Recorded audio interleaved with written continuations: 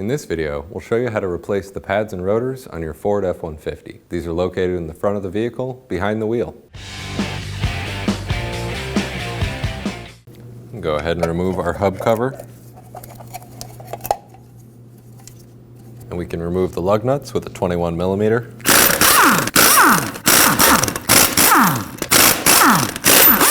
If your wheel is stuck on the hub, we can put one of the lug nuts on partially.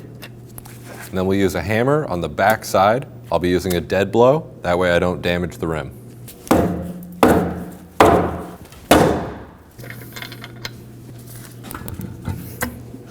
We can remove the two 13 millimeter bolts holding the caliper body to the bracket.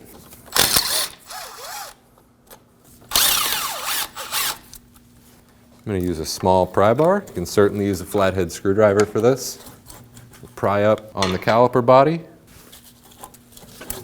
We can pull that off. I'll be using a bungee cord to support this. We can remove our caliper bracket bolts with a 21 millimeter.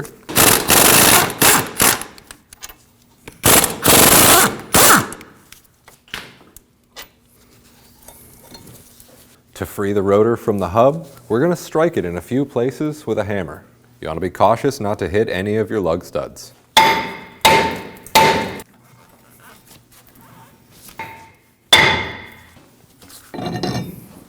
I'll be using a wire brush to clean around the hub-centric ring in the middle of the hub.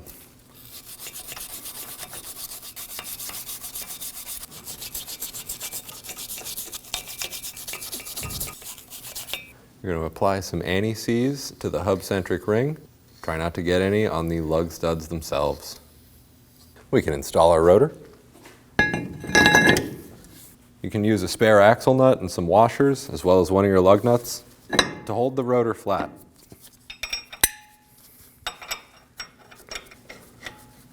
With our bracket off the vehicle, we can go ahead and remove our pads.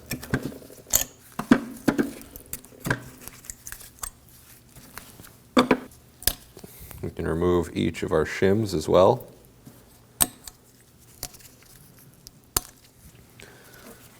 We'll clean up the area where the shims go with a wire brush.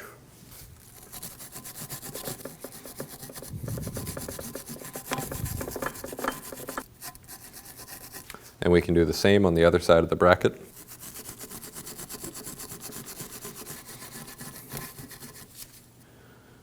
We're going to apply a small amount of anti-seize where each of the shims go.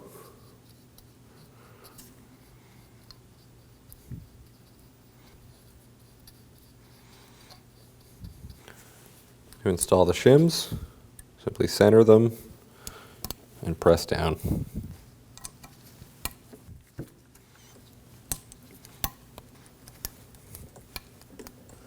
Now we can pull each of our slide pins out and wipe off the old grease, and we'll apply some silicone paste to the slide pin.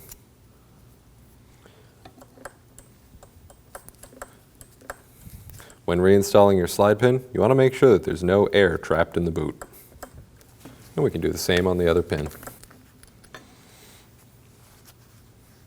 We'll wipe the old grease off the pin. You want to inspect the pin for any damage. And we'll apply some fresh silicone paste.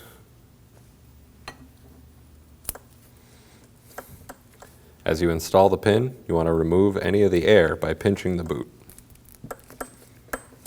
We can go ahead and install our brake caliper bracket.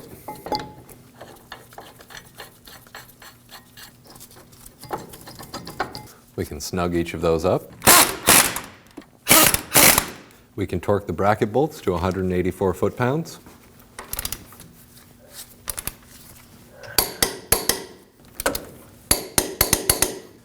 We can install our pads.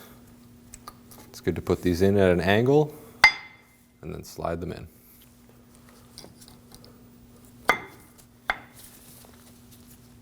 Now we need to compress the pistons of the caliper. If you don't have a caliper compressor, you can use one of the old brake pads.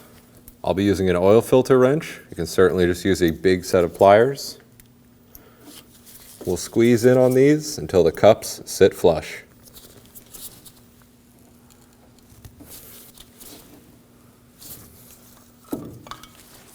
With the caliper fully compressed, we can install it onto the bracket.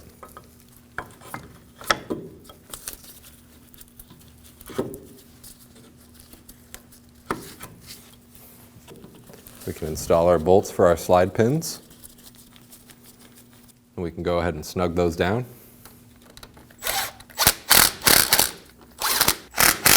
And we can torque these to 27 foot-pounds.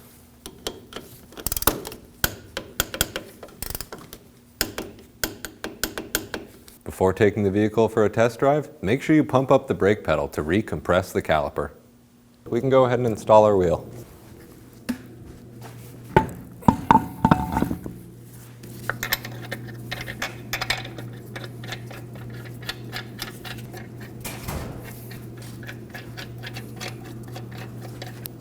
We'll go ahead and snug those down in a crisscross pattern with a 21 millimeter.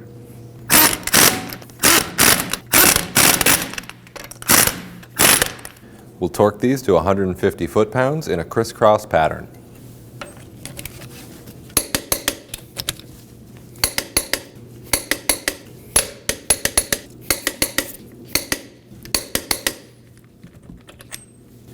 We can reinstall our hub cover. Take the vehicle for a test drive and make sure that the brakes are working and don't pulsate or vibrate in any bad way. When only the best will do, demand TRQ. The only company that lets you view before you do. TRQ is committed to offering the highest quality aftermarket auto parts that are engineered for peace of mind. Thanks for using and viewing with TRQ.